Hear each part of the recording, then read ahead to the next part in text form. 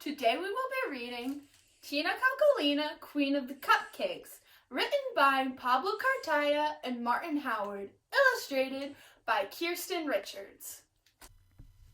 At the Gingersnap Academy for Rising Cupcakes in southern Charleston, most of the cupcakes had found their toppings. Tina Cocolina had not.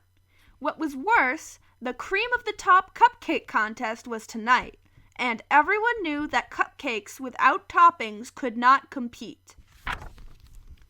Tina's classmate, Candace Creamer, last year's cream of the top cupcake queen, found her spicy buttercream topping while scratching out a recipe during snack time.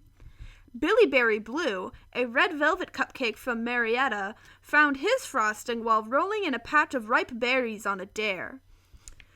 Even Carmela du Chocolat, a French exchange cake who was a whole year younger, found her triple berry fudge swirl while playing the viola in music class one day. But poor Tina Cocolina had not the slightest idea what to wear as her topping. She searched everywhere. She wandered through the peanut butter brownie patch, but peanut butter just wasn't her. She trotted to the chocolate fudge sauce stream and dipped her head in, hoping the fudge would stick. Sticky as it was, it didn't stick to her.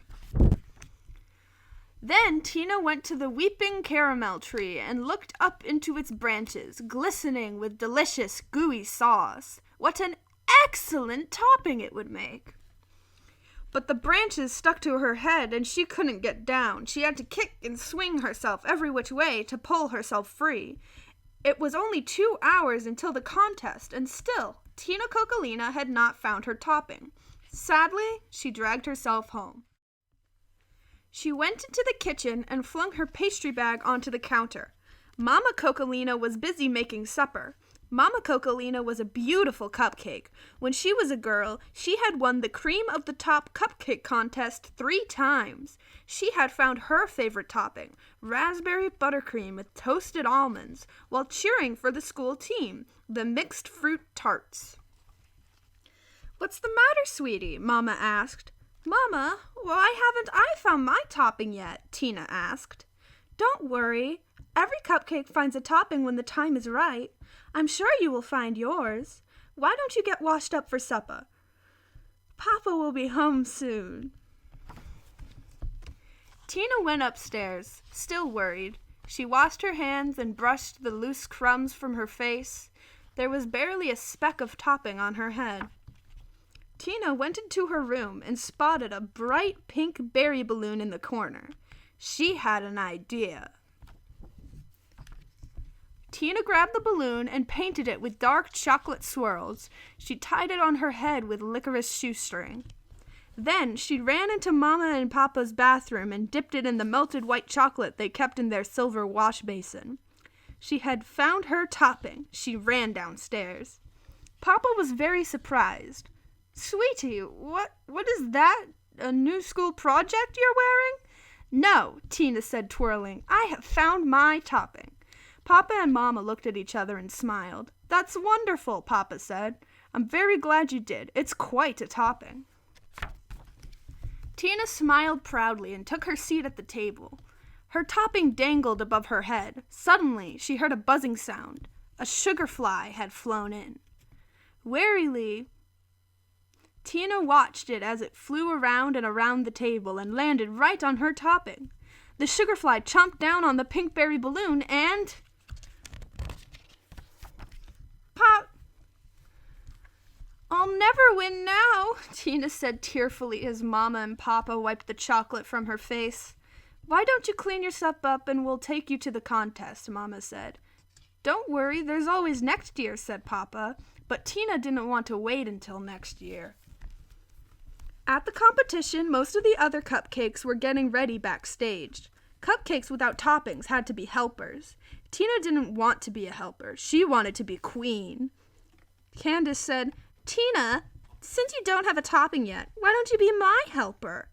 "No, thank you, Candace. I'm going to find my topping. You'll see." "Why don't you just give up, Tina?" Candace said, but Tina wasn't giving up. "Maybe you can use this for inspiration," Candace laughed. Tina looked at Candace's leftover snack, some wilted strawberry leaves and a shriveled old banana skin, and stormed off.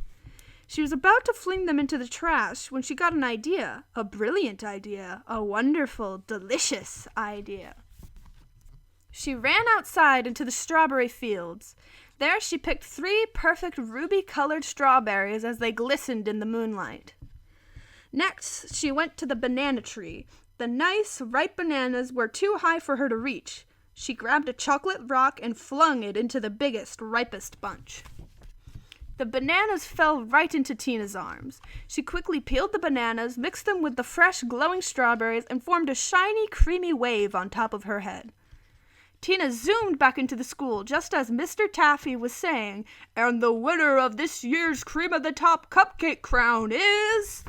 "Wait!" Tina yelled as she strode down the aisle with her strawberry banana cream swirl glowing on her head. A hush fell over the auditorium. Then suddenly, the room erupted into thunderous applause. Mr. Taffy ripped the envelope in half and declared, "Miss Tina Cocolina is the winner of this year's Cream of the Top Cupcake contest." Mr. Taffy placed the silver sprinkle crown on Tina's head, careful not to muss her perfect wave. All the other cupcakes cheered. Tina Cocolina was the queen. The end.